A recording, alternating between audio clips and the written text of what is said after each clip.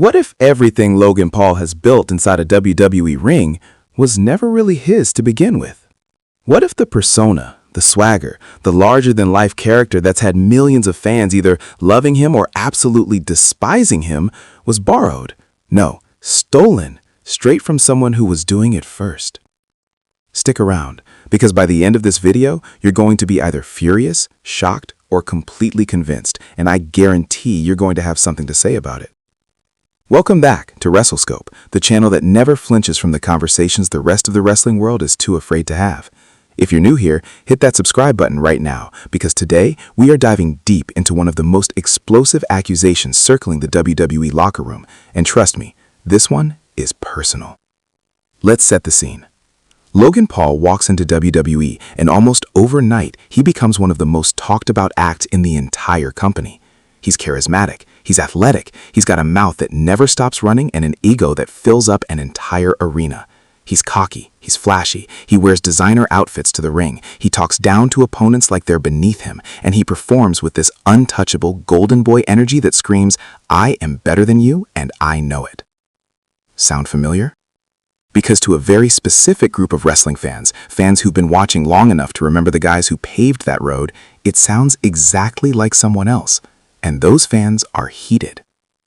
The accusation that's been circulating in wrestling circles is this: Logan Paul didn't create his WWE character, he lifted it. He studied someone else's blueprint, polished it up with his social media machine and his YouTube millions, and sold it back to the WWE universe as something original. The question everyone is now asking is, who did he steal it from?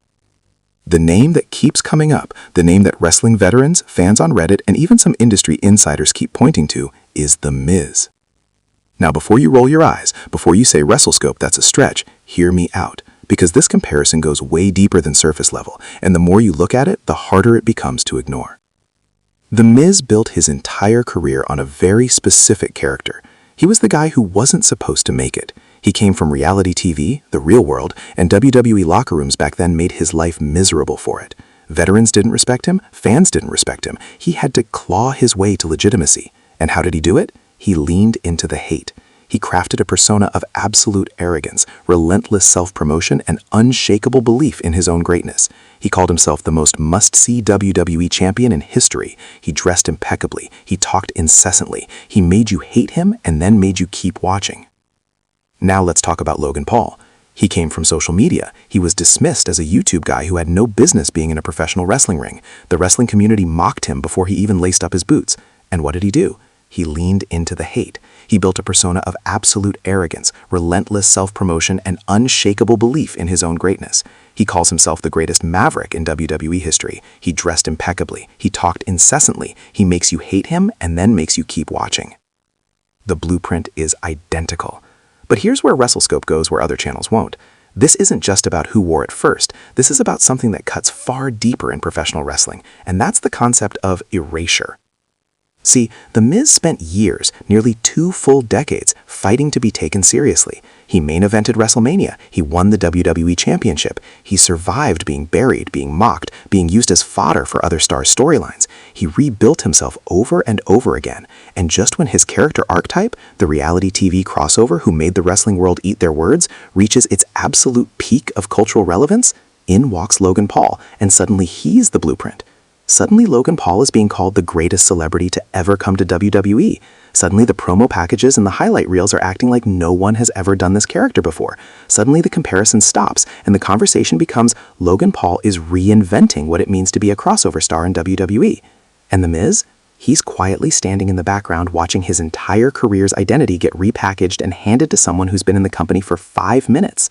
If that doesn't make your blood boil, I don't know what will. Now, to be fair, because WrestleScope always gives you both sides, there are people who will argue that Logan Paul brought something genuinely new to the table. They'll point to his in-ring ability, which, let's be completely real, has been jaw-dropping for someone with his level of experience. The moonsaults, the athleticism, the willingness to take risks in the ring that even trained veterans hesitate at. They'll argue that his platform brought millions of new eyes to WWE, eyes that may never have watched wrestling otherwise, and that his celebrity pull operates on a scale even The Miz never reached. And some will say that character archetypes in wrestling are never truly original. The cocky, self-obsessed pretty boy has existed since Ric Flair. Every generation recycles it. That's just how wrestling works. All of that is valid. But here's the thing. There's a massive difference between evolving an archetype and photocopying a specific character's entire identity. And the question the WWE Universe is wrestling with right now, pun absolutely intended, is which side of that line Logan Paul is on. Here's what makes this story matter beyond just wrestling gossip. WWE is at a pivotal moment. With the Netflix deal, with mainstream eyes watching more closely than ever, with the pressure to produce stars that transcend the product, the company is making decisions about who gets elevated, who gets the spotlight, and most importantly, who gets credit for shaping the future of sports entertainment. If Logan Paul continues to rise on a character framework that The Miz essentially built from scratch, and if WWE never acknowledges that debt, then it sends a very clear and very ugly message to every hardworking wrestler in that locker room. It says, it doesn't matter how long you grind. It doesn't matter how original your vision is. If someone with more followers walks through that door and does what you do with a bigger audience, you become invisible. That's a problem that goes way beyond Logan Paul. That's a culture problem. That's a values problem. And the WWE Universe deserves to have that conversation loudly. So let me leave you with this. If Logan Paul had come to WWE as a humble newcomer, learning the craft, paying his dues, respecting the history, and then developed this character organically, would we be having this conversation? Probably not. But he didn't. He arrived with instant main event positioning, instant title opportunities, instant media coverage, and a character that looked like it came straight out of The Miz's playbook with a fresh coat of Maverick paint. And The Miz? He's still there, still showing up, still doing the work. The real robbery isn't in the gimmick. The real robbery might be in the credit. All right, WrestleScope Nation, that's where I'm leaving it, and I need to hear from you. Do you think Logan Paul stole The Miz's gimmick, or is this just wrestling doing what wrestling has always done, recycling greatness until it finds a new face? Drop your answer in the comments right now. I read every single one, and the best comment gets pinned at the top. And if this video made you think, made you angry, or made you see something you hadn't seen before, then do me a favor. Hit that like button. It costs you nothing, and it helps this channel reach every wrestling fan who needs to hear this conversation. Not subscribed yet? What are you doing? Hit subscribe and turn on the bell so you never miss a WrestleScope breakdown. We cover the stories that matter, the angles that no one else is brave enough to touch, and we do it with the respect this industry deserves. I'm not done with this story either, so stay locked in.